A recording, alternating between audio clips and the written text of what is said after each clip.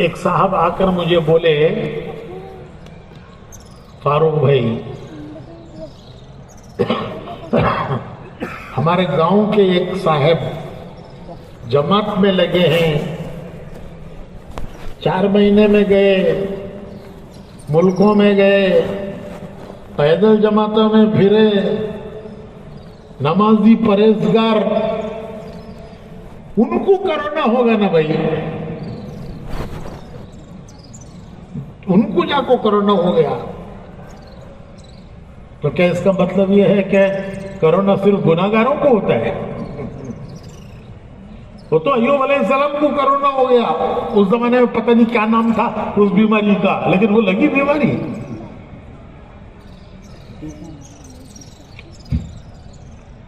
تو اللہ اچھوں کا بھی امتحان لیتا ہے بروں کا بھی لیتا ہے نیکوں کا بھی لیتا ہے گناہگاروں کا بھی لیتا ہے لیکن ایک فرق ہے فرق یہ ہے کہ نیکوں کے امتحان کا نتیجہ کامیابی ان کے انجام کامیابی نیکوں کا امتحان انجام کامیابی بروں کا امتحان انجام ناکامی اس کی مثال ایسی ہے جیسے بعض لوگوں کو پرندے پالنے کا شوق ہوتا ہے طوطا کبوتر چڑیا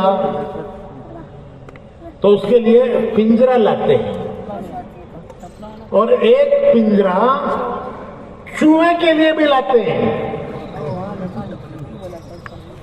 ایک پنجرا پرندے کے لیے ایک پنجرا چوہے کے لیے تو دونوں پنجروں میں برابر ہیں دونوں میں کوئی فرق نہیں ہے ارے بھائی جو پنجرا خرید کے لایا ہے چوہے کے لیے اس میں اور جو پنجرا کبوتر کے لیے طوطے کے لیے چڑیا کے لیے لایا ہے اس میں دونوں میں کوئی فرق نہیں ہے ارے بولو بھائی دونوں میں بہت بڑا فرق ہے کبوتر کا پنجرا چڑیا کا پنجرا محبت سے ہے اس کے ساتھ محبت ہے اسے پنجرے میں رکھا ہے اور چوہے کا پنجرا اس کے ساتھ بھی محبت ہے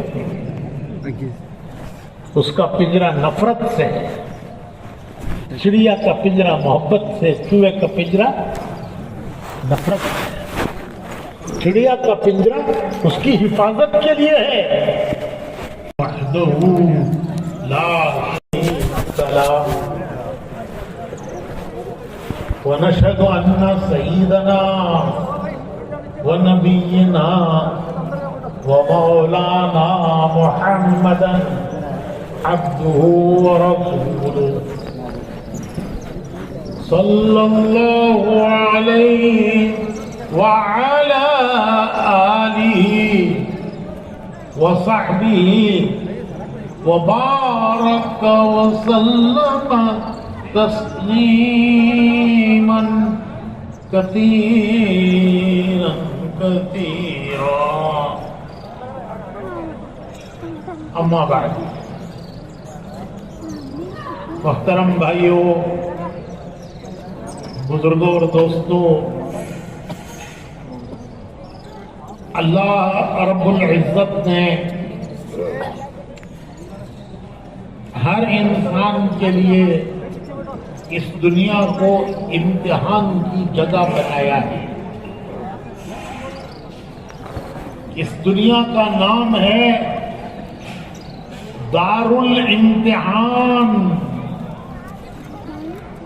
امتحان کا گھر یہ ایک امتحان کا گھر ہے اس امتحان کے گھر میں اللہ پاک ہر انسان کو امتحان دینے کے لیے بھیجتے ہیں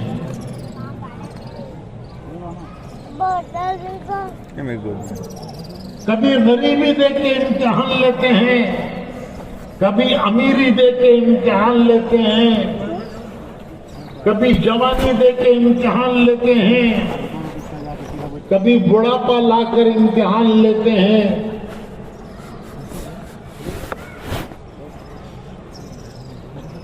کبھی صحت دے کر امتحان لیتے ہیں، کبھی بیماری لا کر امتحان لیتے ہیں۔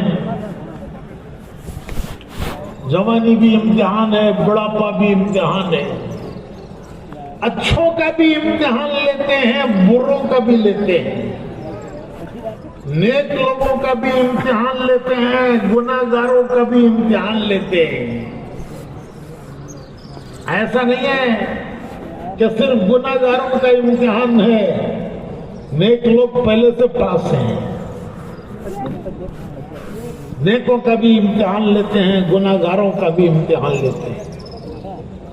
نبیوں کا امتحان لیا، حالانکہ انبیاء اللہ کے محبوب ترین بندے ہیں، لیکن ان کو بھی آزمایا، ان کو بھی امتحان سے گزارا، ان کا بھی امتحان لیا۔ قرآن کریم میں ہے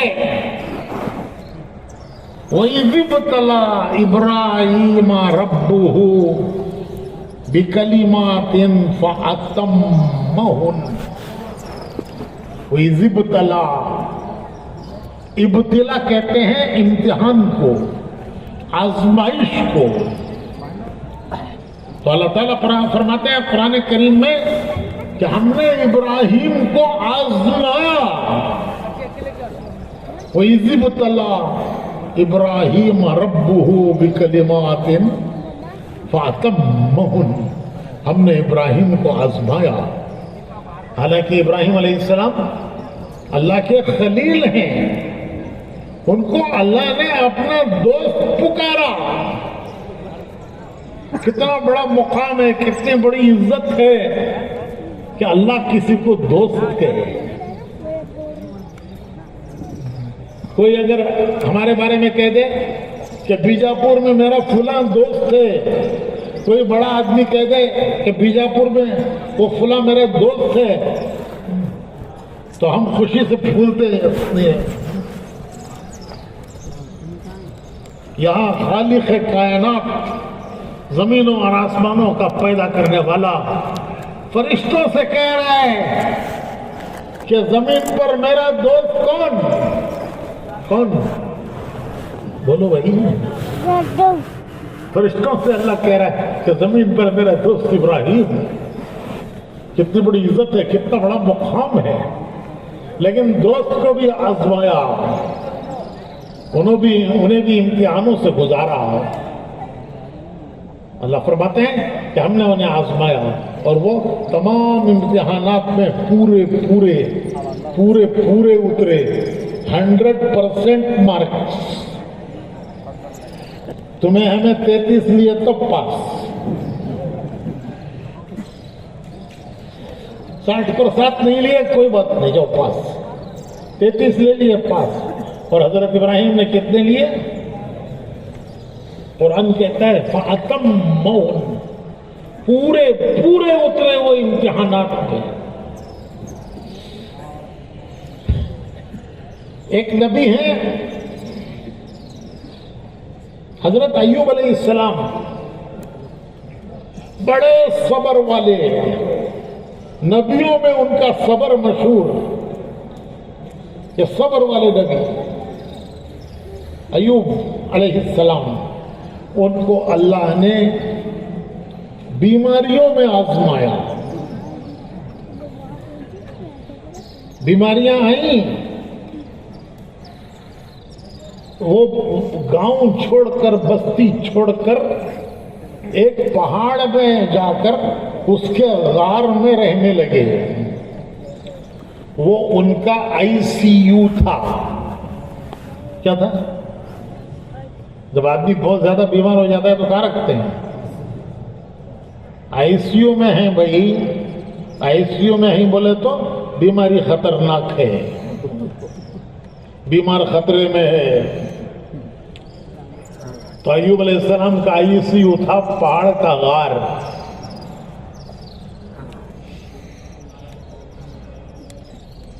सब ने साथ छोड़ दिया, बेटों ने भी उनका साथ छोड़ दिया, उनके बेटे उन्होंने भी साथ छोड़ दिया।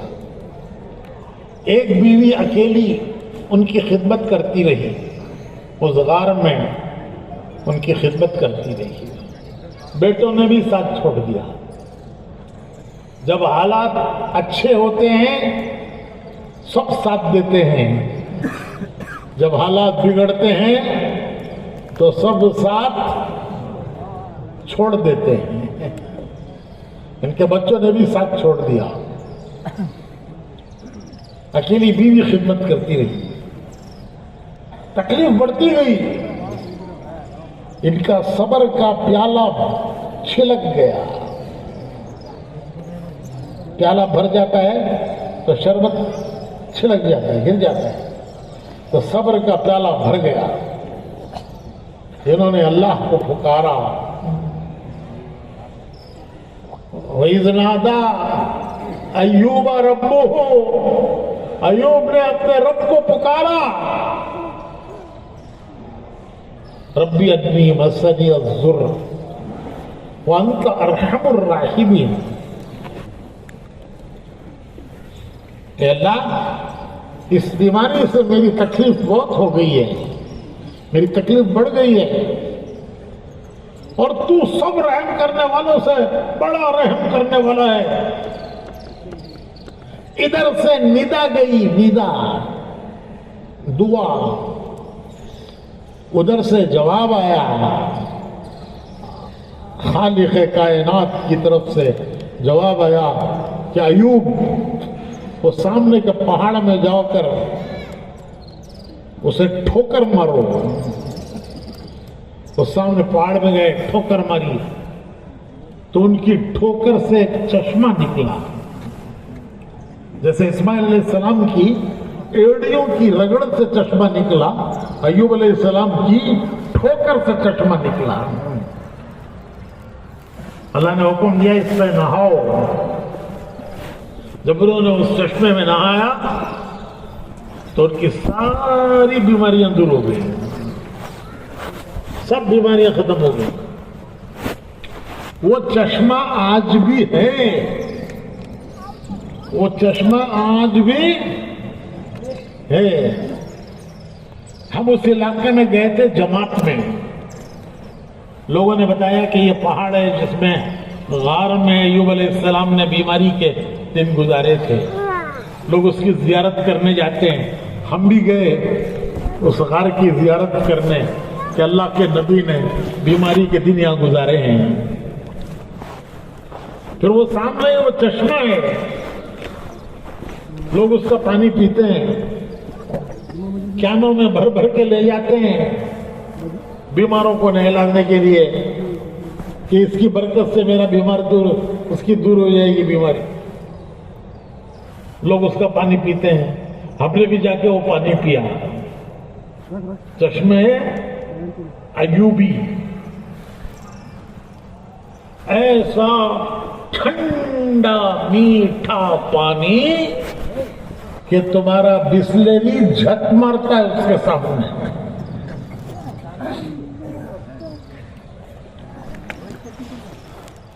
जो अल्लाह ने उनकी ठोकर से चश्मा निकाला। एक साहब आकर मुझे बोले, फारूक भाई, हमारे गांव के एक साहब जमात में लगे हैं, 4 महीने में गए, मुल्कों में गए, पैदल जमातों में फिरे, नमाजी परहेजगार, उनको कोरोना होगा ना भाई, उनको जाको कोरोना हो गया। तो क्या इसका मतलब यह है कि कोरोना सिर्फ गुनाहगारों को होता है? वो तो अय्यूब अलैहिस्सलाम को कोरोना हो गया, उस जमाने में पता नहीं क्या नाम था उस बीमारी का, लेकिन वो लगी बीमारी।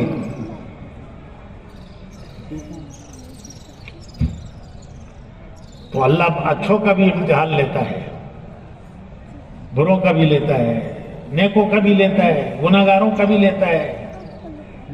لیکن ایک فرق ہے، فرق یہ ہے کہ نیکوں کے امتحان کا نتیجہ کامیابی، ان کے انجام کامیابی، نیکوں کا امتحان انجام کامیابی، بروں کا امتحان انجام ناکامی۔ اس کی مثال ایسی ہے جیسے بعض لوگوں کو پرندے پالنے کا شوق ہوتا ہے، طوطا، کبوتر، چڑیا، تو اس کے لیے پنجرا لاتے ہیں، اور ایک پنجرا چوہے کے لیے بھی لاتے ہیں،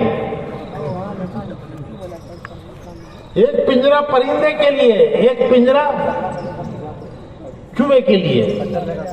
تو دونوں پنجروں میں برابر ہیں، دونوں میں کوئی فرق نہیں ہے۔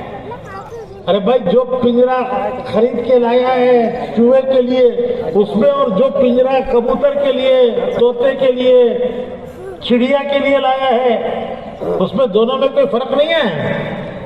ارے بولو بھائی، دونوں میں بہت بڑا فرق ہے۔ کبوتر کا پنجرا، چڑیا کا پنجرا محبت سے ہے، اس کے ساتھ محبت ہے، اسے پنجرے میں رکھا ہے۔ اور چوہے کا پنجرا، اس کے ساتھ بھی محبت ہے، اس کا پنجرا نفرت سے ہے۔ چڑیا کا پنجرا محبت سے، چوہے کا پنجرا نفرت سے۔ چڑیا کا پنجرا اس کی حفاظت کے لیے ہے کہ کہیں بلی ہاتھ نہ مار دے، گلا نہ پکڑ لے، اس کی حفاظت کے لیے ہے۔ اور چوہے کا پنجرا اس کی ہلاکت کے لیے، اسے اس کی سزاؤں کی، غلطیوں کی سزائیں دینے کے لیے ہے۔ دونوں کو کھلاتے ہیں، چوہے کو بھی کھلاتے ہیں، پرندے کو بھی کھلاتے ہیں۔ پرندے کو کھلاتے ہیں محبت کے ساتھ، اس کی آواز پیاری ہے، اس کی چہچہاہٹ دیکھو، آ رہی آواز کیسی پیاری ہے، اس کی چہچہاہٹ پیاری ہے۔ تو پرندے کو کھلاتے ہیں پیار کے ساتھ کہ اس کی چہچہاہٹ پیاری ہے، اور چوہے کو کھلاتے ہیں پکڑنے کے لیے۔ ہمارے یہاں ناریل کا ٹکڑا روسٹ کرتے ہیں، روسٹ کر کے اسے چوہے کو کھلاتے ہیں۔ جب ناریل کا ٹکڑا روسٹ کرتے ہیں تو بڑی خوشبو آتی ہے، گھر میں سب خوشبو آتی ہے۔ بچہ جا کے کہتا ہے اماں سے، اماں مجھے دے دے، تو بولتے ہیں نہیں جا رہے، یہ چوہے کے لیے ہے۔ تو کیا چوہے سے محبت بچے سے زیادہ ہے؟ ارے بچے کو نہیں دیتی، چوہے کو کھلا رہی ہے، تو کیا بچے سے زیادہ چوہے سے محبت ہے؟ نہیں، یہ اسے پکڑنے کے لیے ہے، اس کی غلطیوں کی سزائیں دینے کے لیے۔ اور جب وہ پھنستا ہے تو پھر یاد دلا دلا کے مارتی ہے۔ بچے کے یونیفارم کتیا ماری سے 100 بکا قتل دے لیا جی، یہ چوہا ماری سے۔ تو امتحان سے تو دونوں گزریں گے، بھلے برے، نیک بد، گناہگار دیندار، دنیا امتحان کی جگہ ہے، یہاں سب امتحان سے گزریں گے، لیکن نیکوں کا امتحان اس کا انجام کامیابی، اور گناہ گاروں کا امتحان اس کا انجام ناکامی۔ اللہ نے فرعون کا بھی امتحان لیا، یوسف علیہ السلام کا بھی امتحان لیا۔ یوسف علیہ السلام بھی مصر کے بادشاہ بنے، مصر کے تخت پہ بیٹھے، جیل سے نکال کر مصر کے تخت پہ بٹھائے گئے یوسف علیہ السلام، اور فرعون بھی مصر کے تخت پہ بیٹھا، دونوں برابر ہیں۔ یوسف علیہ السلام کا انجام کامیابی، فرعون کا انجام ناکامی۔ کتابوں میں لکھا ہے کہ سکندر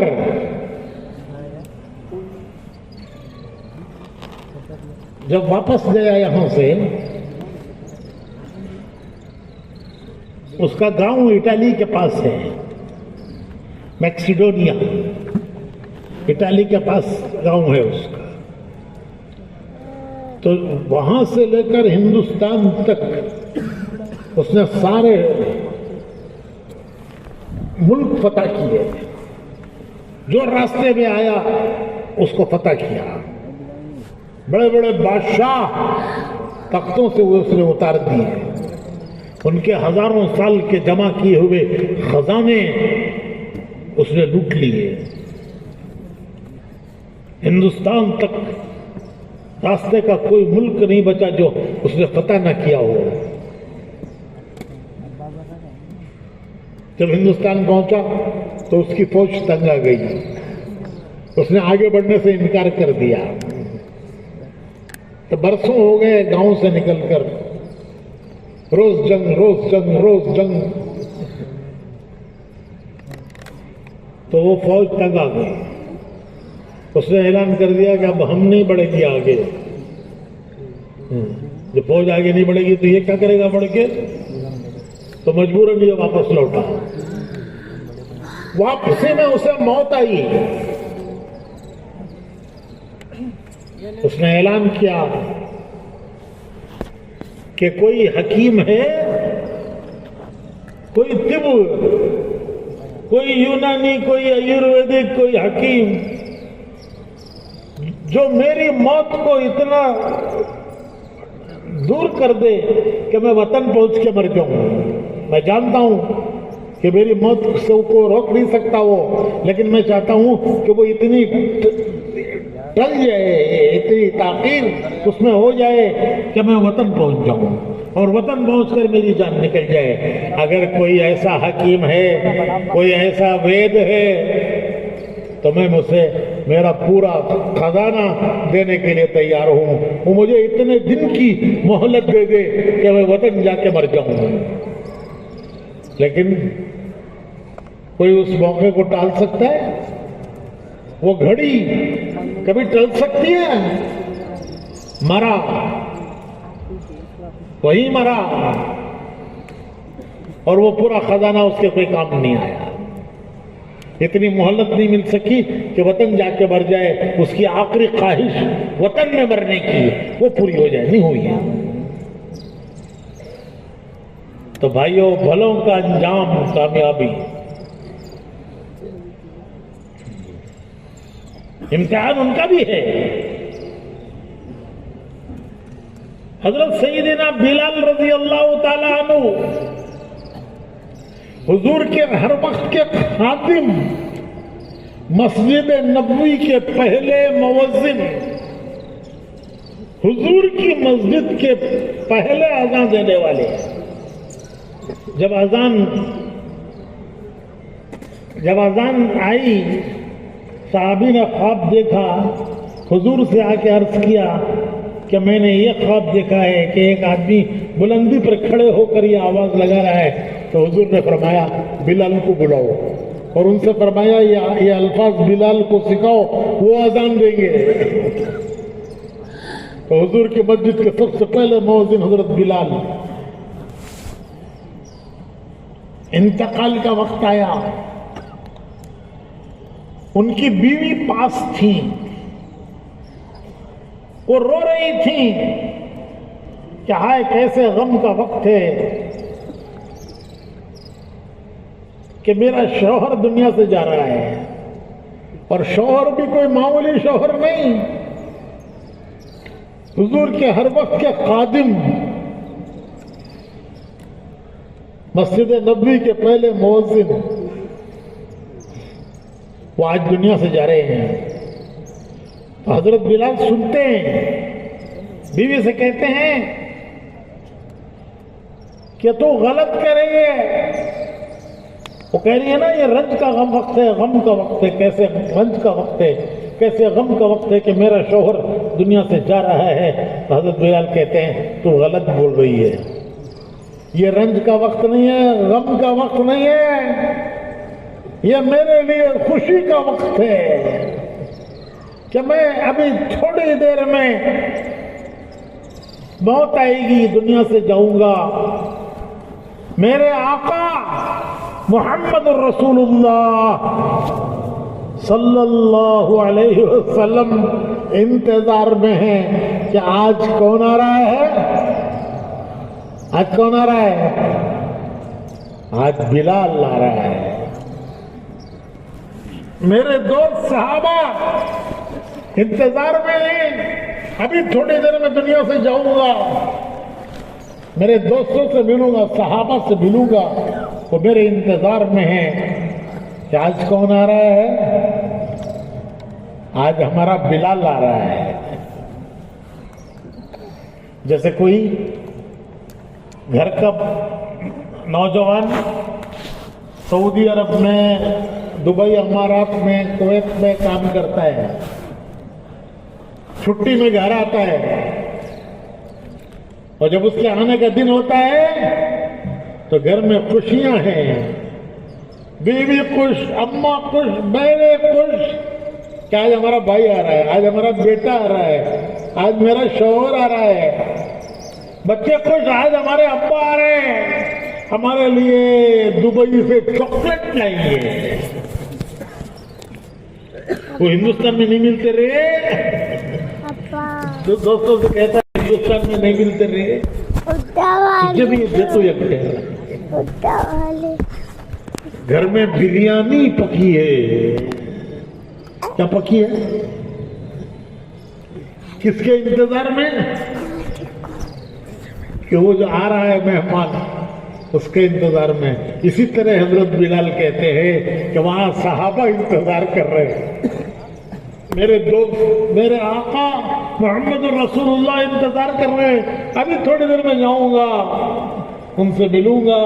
یہ وقت خوشی کا ہے یا غم کا ہے؟ میرے بھائیوں، ان دونوں قصوں کو ملا کے دیکھو، کمپیر کرو، کمپیر.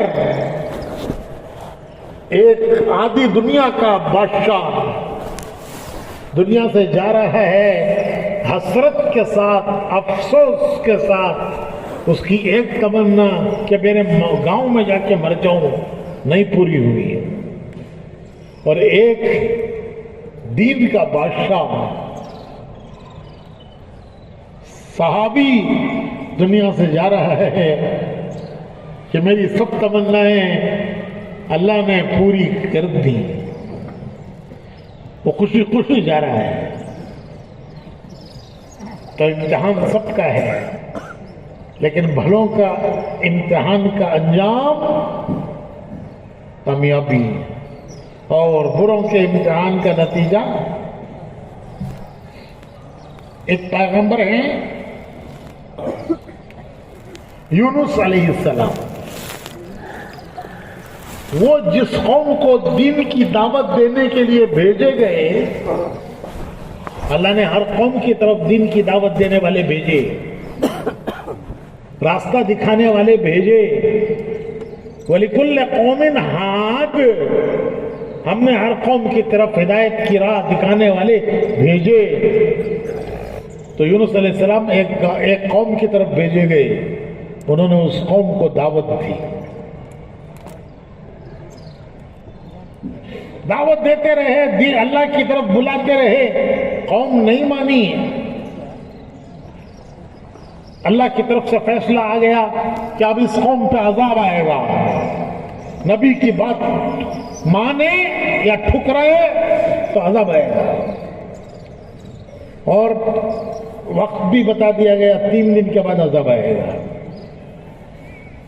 3 دن کی مہلت، 3 دن کا الٹیمیٹم، مہلت. کہ نبی کی بات مان لو اور نہیں مانو گے تو بہت ہو چکا، میرے نبی نے بہت تمہیں دعوت دی، سمجھایا، اب 3 دن کی آخری مہلت ہے۔ 3 دن گزر گئے، قوم نے نہیں مانا۔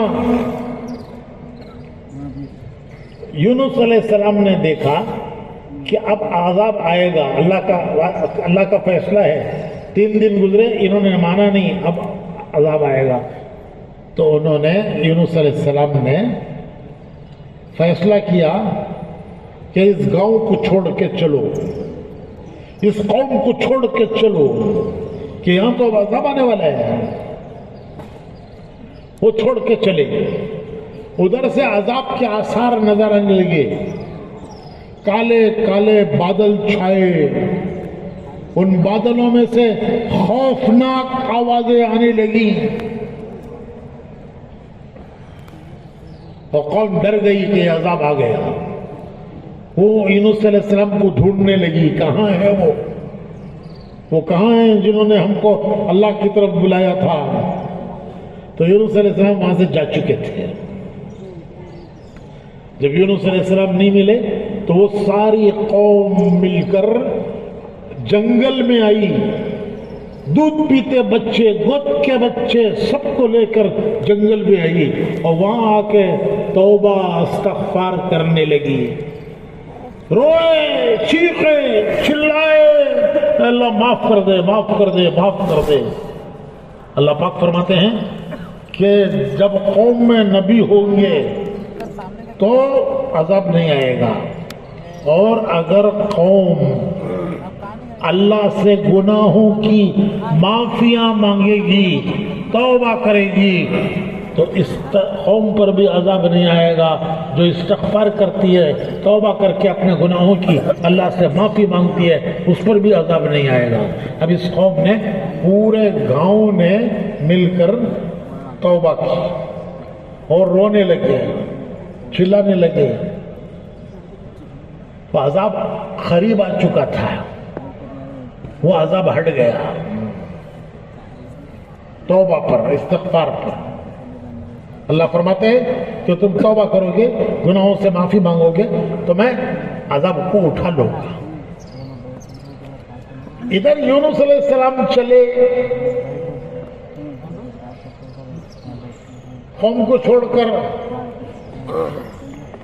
تو یہ بات اللہ کو پسند نہیں آئی۔ کیوں؟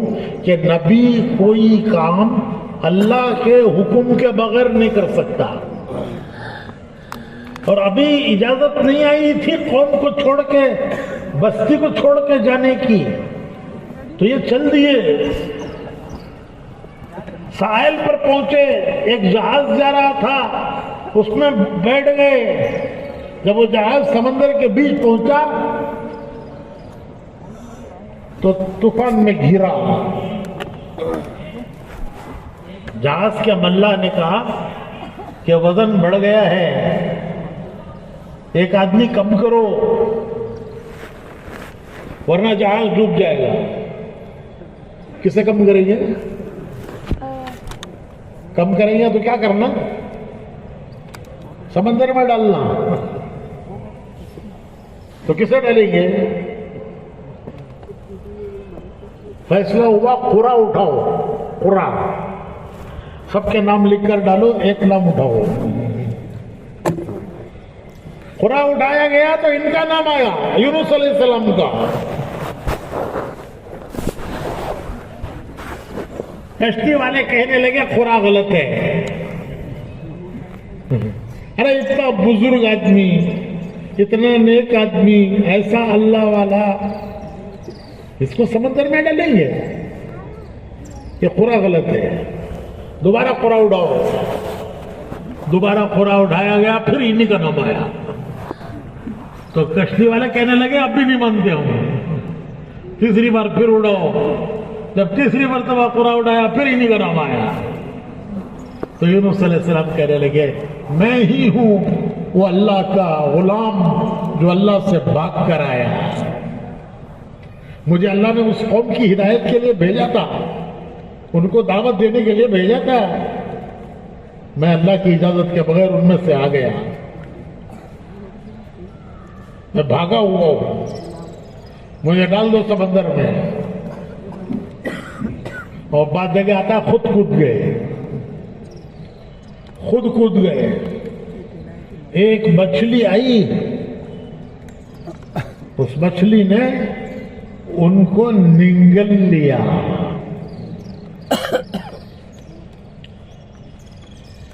کیسے نگلا؟ میں مثال دیتا ہوں سمجھنے کے لیے دیتا ہوں مثال. تمہیں ہٹ کا لنڈا نگلتے نہیں؟ ارے بیجاپور والے ہٹ کھاتے نہیں کھاتے؟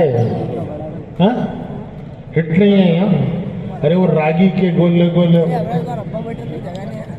نہیں کھاتے, جواری کے کھاتے ہیں, جواری کا ہٹ کھاتے ہیں. ایک ہٹ ہوتا ہے, گولے بناتے ہیں اس کے, سالوں میں ڈبا کے نگلتے ہیں, اندر سے گٹک اندر چلا جاتا ہے. تو وہ مچھلی نے ان کو ایسے نگل لیا کہ یہ سیدھے اس کے پیٹ تک پہنچ گئے, زندہ سلامت, بال برابر, کوئی نقصان نہیں ہوا. اب کہاں ہیں یونس علیہ السلام؟ کہاں ہیں؟ 3 اندھیروں میں. رات کا اندھیرا, سمندر کا اندھیرا, مچھلی کے پیٹ کا اندھیرا. 3 اندھیرے, 3 اندھیرے, 3 اندھیرے.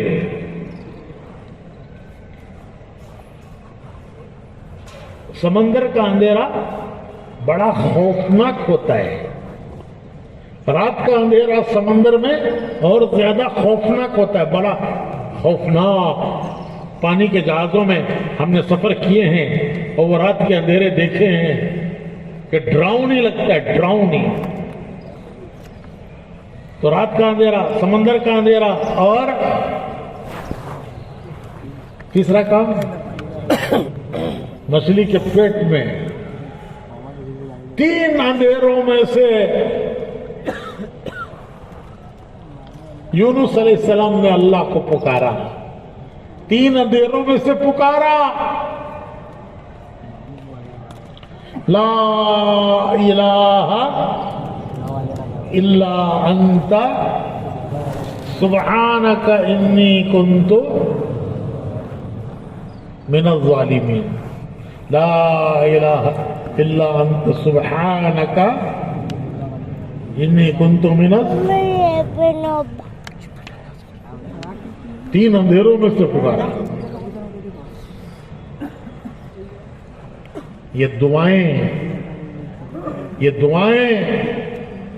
جہاں سب چیز کام نہیں کرتی وہاں دعا کام کرتی ہے. مسلمان کے پاس بڑا خزانہ ہے, بڑا خزانہ ہے مسلمان کے پاس, دعاؤں کا خزانہ. معمولی خزانہ نہیں ہے, دعاؤں کا خزانہ. قرآن کریم میں نبیوں کی دعائیں اللہ نے اتاری ہیں, نازل کی ہیں کہ کس نبی نے اللہ سے کیا دعا مانگی. آدم علیہ السلام نے کیا دعا مانگی, نوح علیہ السلام نے کیا دعا مانگی, موسیٰ علیہ السلام نے کیا دعا مانگی, عیسیٰ علیہ السلام نے کیا دعا مانگی. نبیوں کی دعائیں اللہ نے قرآن میں نازل کی ہیں. قیامت تک کے لیے یہ امت کو اتنی بڑی دولت ہے, دعاؤں کی دولت. دنیا کی کسی قوم کے پاس یہ دعا کی دولت نہیں ہے جو اس امت کے پاس دعا کی دولت ہے.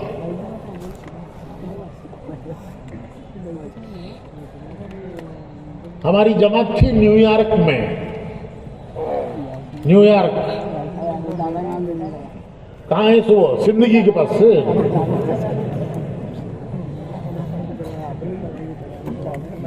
امریکہ میں. وہاں دارالعلوم ہے. وہاں کے مولانا ہمیں وہ دارالعلوم دکھانے کے لیے لے گئے.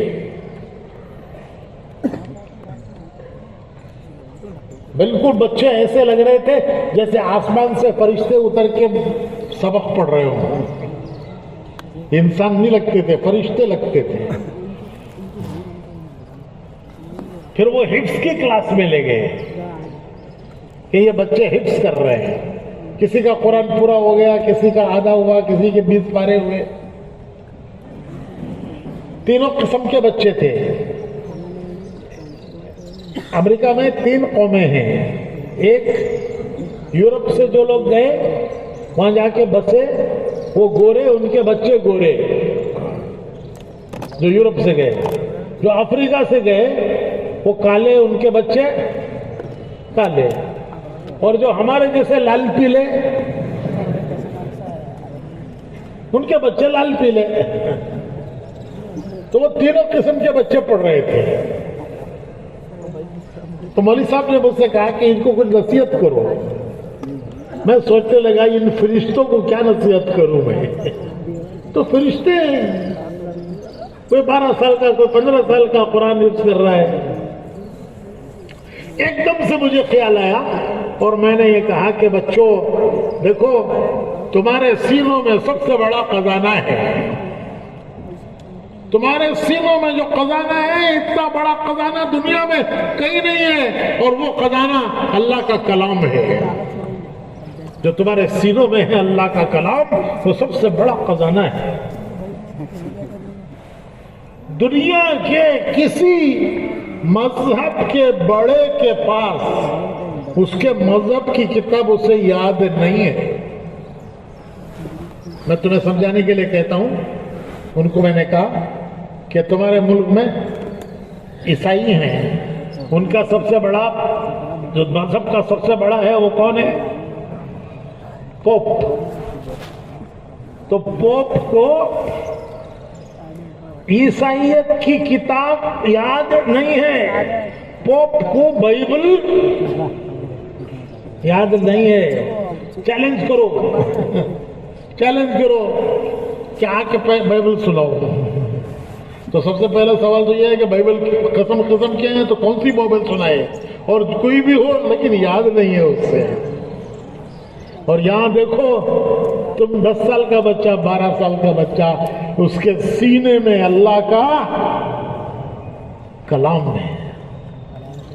کتنی بڑی دولت ہے یہ تمہارے پاس کہ دنیا میں اس سے بڑا کوئی خزانہ نہیں ہے. اس میں اللہ نے، اس کلام میں وہ سب دعائیں اللہ نے محفوظ کی ہیں کہ نبیوں نے اللہ سے کیا دعائیں مانگی، کس موقع پر کس نبی نے، کس موقع پر کس نبی نے اللہ سے کیا دعا مانگی. میں اپنے دوستوں سے کہتا ہوں کہ جب قرآن کی تلاوت کرو تو جہاں دعائیں آئیں وہاں ذرا سپیڈ کم کرو، پڑھنے کی سپیڈ کم کرو، ذرا رک رک کے پڑھو، مزہ لے لے کے پڑھو. کہ یہ الفاظ کون سے ہیں؟ یہ الفاظ اللہ کے یہاں مقبول ہیں. مقبول، مسنون، یہ اللہ کے یہاں مقبول دعائیں ہیں. یہ الفاظ اللہ کے یہاں پسندیدہ ہیں.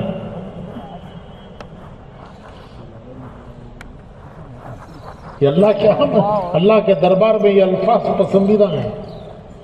یہ اس کے محبوب بندوں نے یہ الفاظ اللہ سے مانگے ہیں.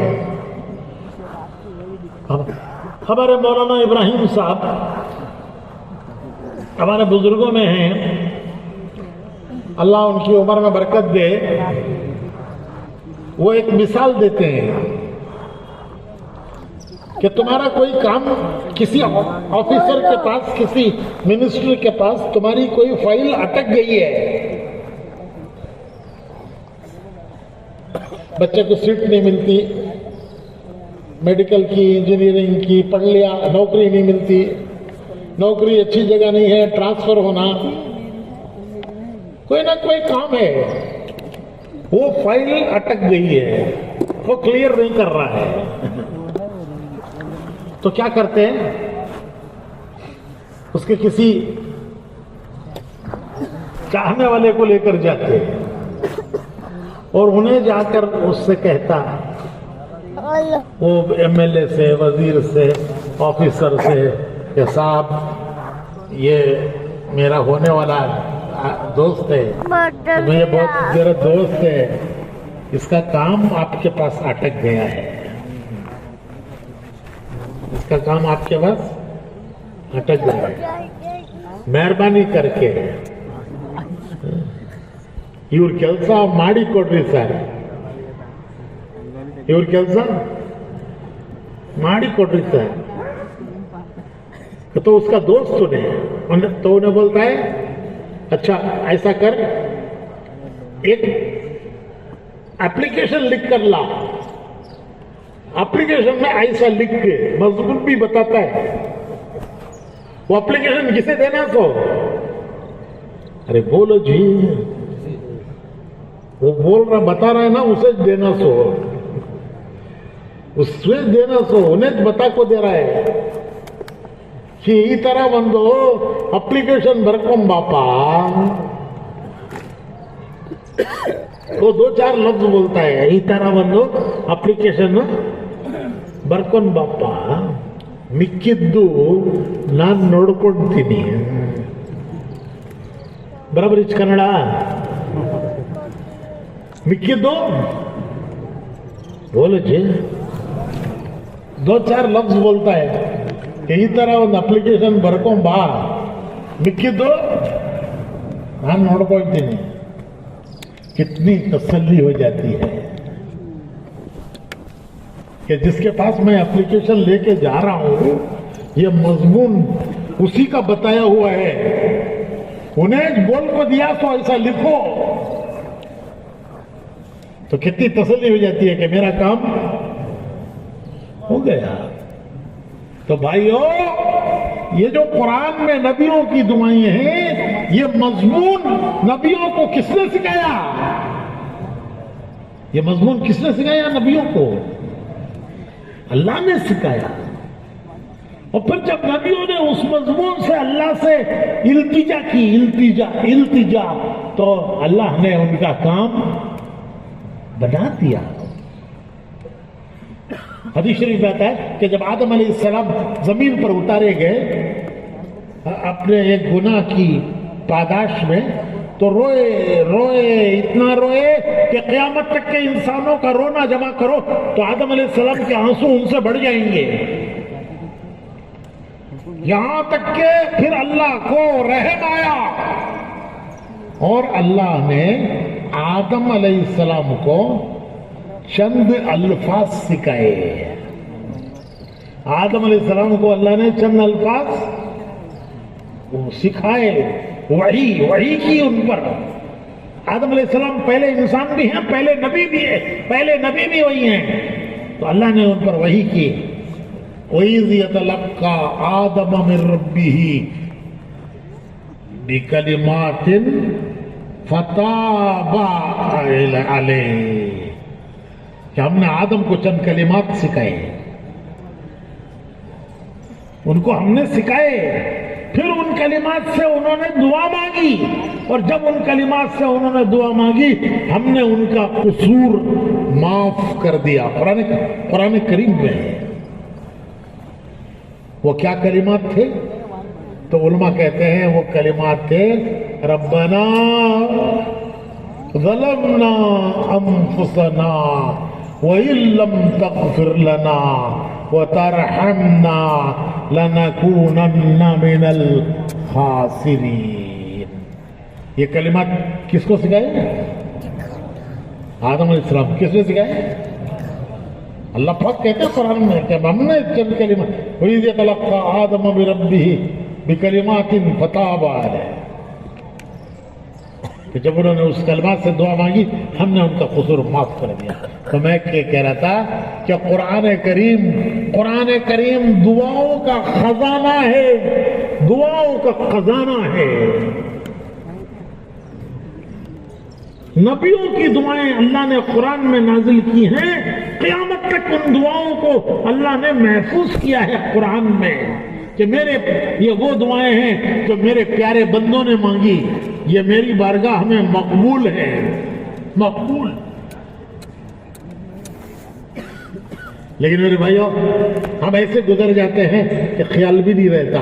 میں اپنے دوستوں سے کہتا ہوں دیکھو جب پڑھو قرآن تلاوت کرو تو جہاں دعا آئے دعائیں آتی ہیں پڑھنے والے کو انداز ہوتا ہے کہ یہ دعا ہے وہاں ذرا سپیڈ ذرا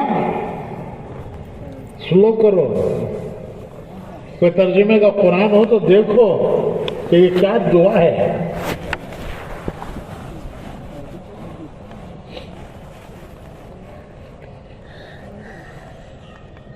اس کا ترجمہ پڑھو پھر اس کا لطف آتا ہے. ہم مدین گئے. مدین ہے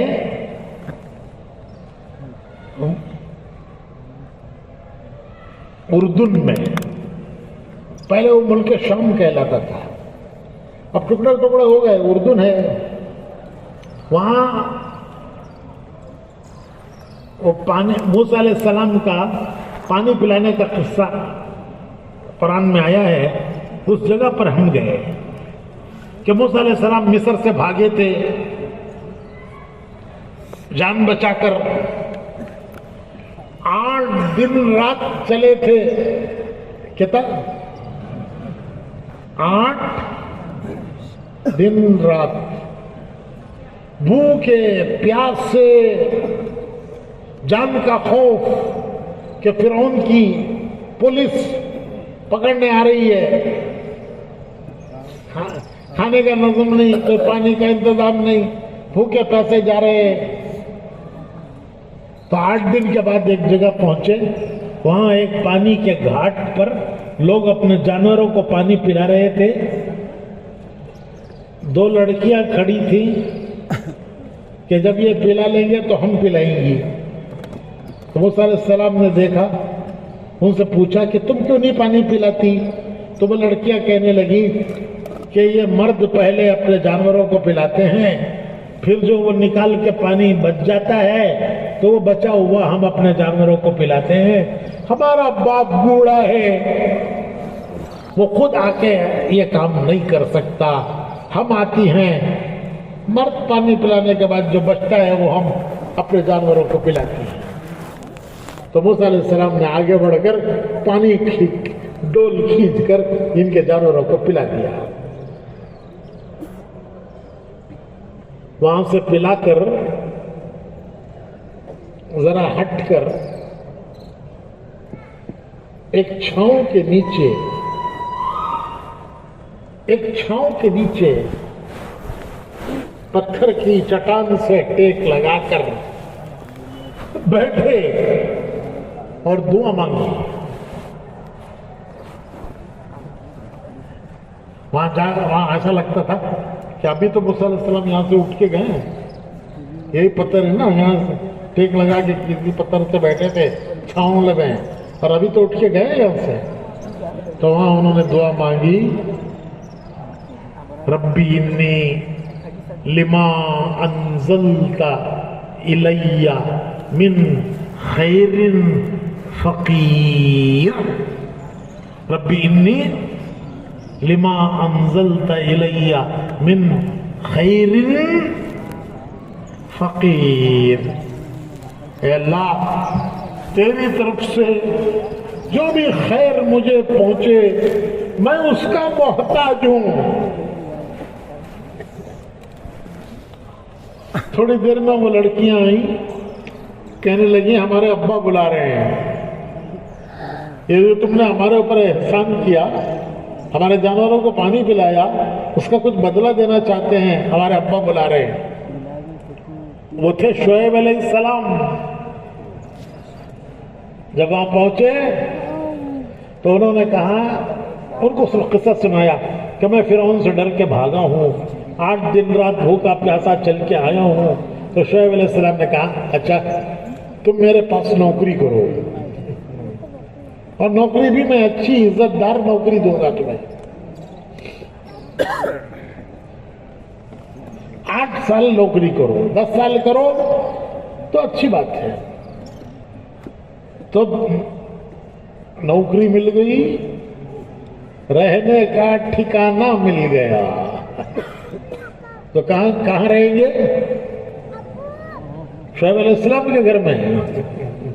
اس زمانے میں ان کا تو کوئی گھرداری نہیں ہے، تو شعیب علیہ السلام کے گھر میں ٹھکانہ مل گیا اور کھانے کا انتظام ہو گیا، نوکری مل گئی.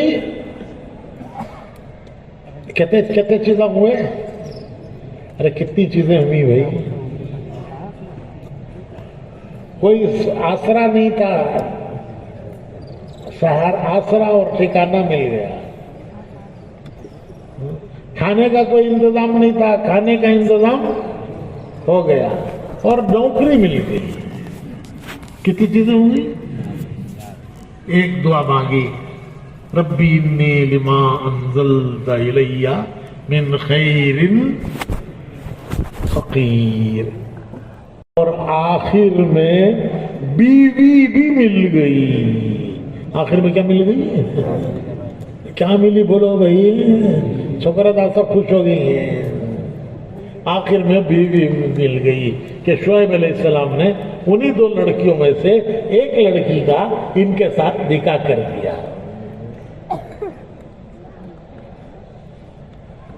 تو میں یہ کہہ رہا تھا کہ ہمارے پاس دعاؤں کا خزانہ ہے، خزانہ. تو قرآن پڑھو تو دعاؤں کی جگہ پر سپیڈ کم کرو، مزہ لے کے پڑھو. ترجمے کا قرآن ملے تو ترجمہ دیکھو کہ کس نبی نے یہ کیا دعا مانگی تھی، کیونکہ یہ مقبول ہے اللہ کے ہاں، مقبول. تو بھائیو، اللہ نے یہ دنیا کی زندگی مختصر دی ہے. کس لیے دی ہے؟ کس لیے دی ہے؟ شروع میں نے یہیں سے کیا تھا کہ اللہ نے دنیا کو کیا بنایا ہے؟ کیا بنایا ہے؟ امتحان کی جگہ بنایا ہے. امتحان کیا ہے؟ امتحان یہ ہے کہ یہ اپنی مرضی سے جیتا ہے یا میرے بتائے ہوئے طریقے کو دیکھ کر جیتا ہے، یا اپنی مرضی سے جیتا ہے یا میرا بتایا ہوا طریقہ دیکھ کے جیتا ہے. یہ ہے لا الہ الا اللہ محمد رسول. امتحان مختصر ہے، مختصر. وہ کیا ہے کہ جس حال میں انسان ہے، غریبی میں، امیری میں، جوانی میں، بڑھاپی میں، مال میں، فقیری میں، صحت میں، بیماری میں، ہر حال میں وہ دیکھے کہ میرے اللہ کو کیا پسند ہے، میرے رب کو کیا پسند ہے.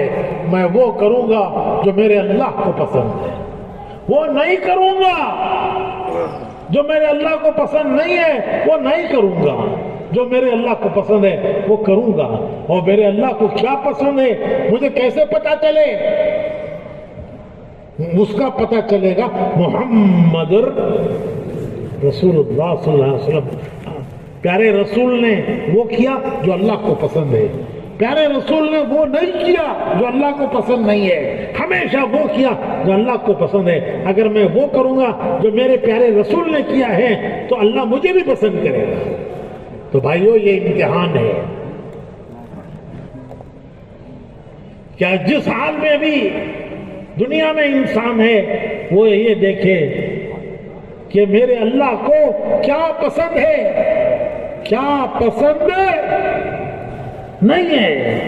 میں وہ کروں گا جو میرے اللہ کو پسند ہے، وہ نہیں کروں گا جو میرے اللہ کو پسند نہیں ہے.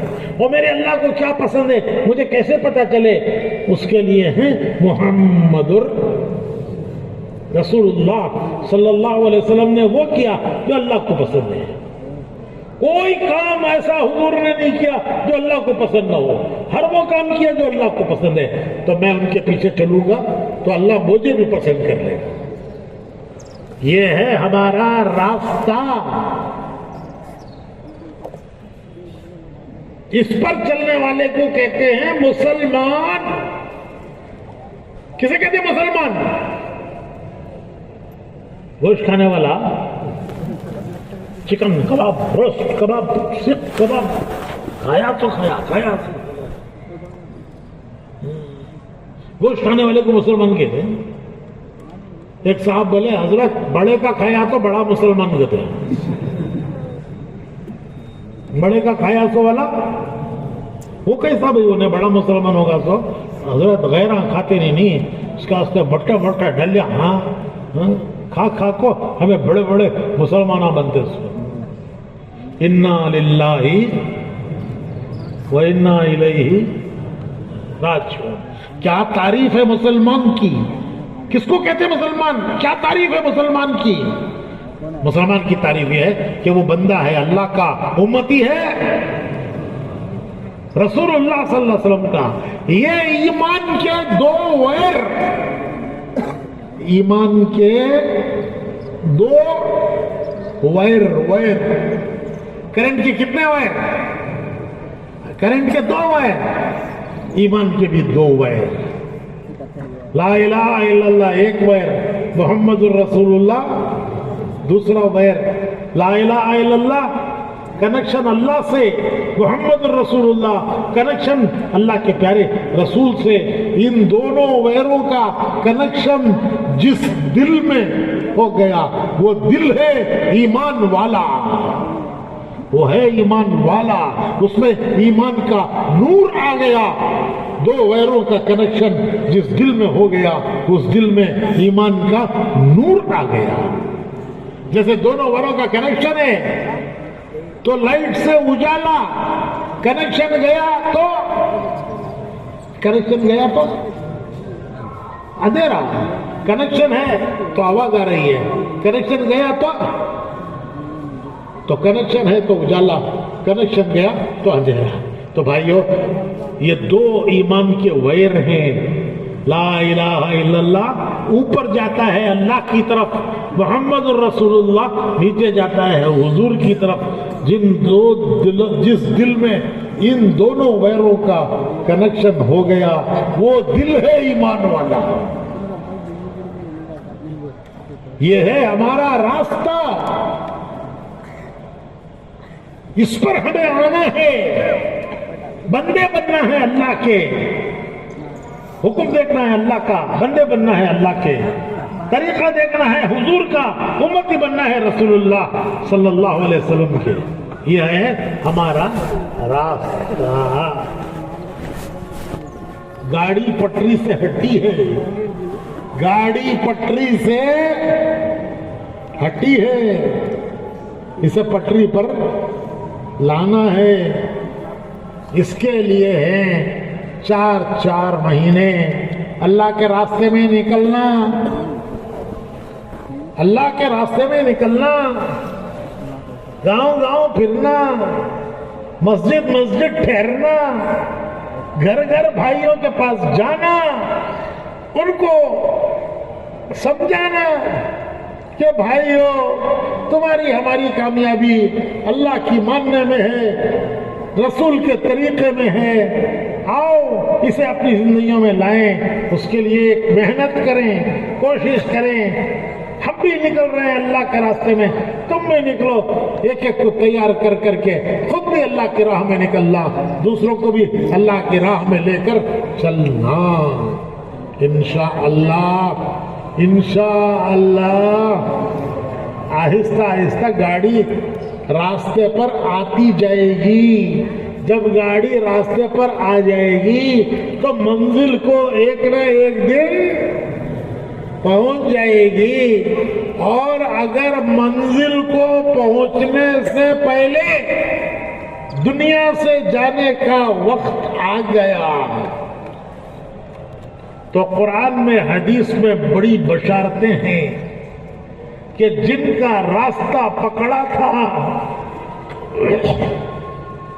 قیامت میں اللہ ان کے ساتھ اٹھائے گا۔ راستہ پکڑ لیا تھا ان کا، ان جیسا ابھی نہیں بنا، نیکوں کی راہ، صالحین کی راہ پکڑی تھی، ان جیسا ابھی نہیں بنا، دنیا سے چلا گیا، جانے کا وقت آ گیا۔ قرآن حدیث میں بشارتے ہیں کہ قیامت میں اللہ اس کا حشر ان کے ساتھ کریں گے جن کے راستے پہ چلا تھا۔ منزل کو ان کی نہیں پہنچا لیکن چلا تھا ان کے راستے پر. قیامت میں اللہ ان کے ساتھ حشر کریں گے, قیامت میں ان کے ساتھ اٹھائیں گے. کتنی بڑی خوشخبریاں ہیں. اس لیے میرے بھائیوں اس دعوت کی راہ میں کہتے ہیں کہ اللہ کی راہ میں چلو, قربانیاں دو, دعائیں مانگو, گھر گھر جاؤ, بھائیوں کو تیار کرو, آمادہ کرو کہ آؤ بھائی یہ ہمارا راستہ ہے. خود بھی اس پر آنا ہے, پوری امت کو اس پر لانا ہے.